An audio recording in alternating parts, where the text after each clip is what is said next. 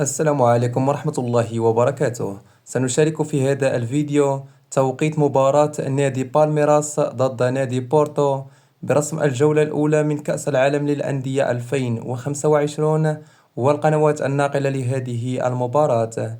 قبل البداية لا تنسى الصلاة على رسول الله. سيواجه نادي بالميراس نادي بورتو على ملعب نيوجيرسي في الولايات المتحدة الأمريكية برسم الجولة الأولى من كأس العالم للأندية 2025.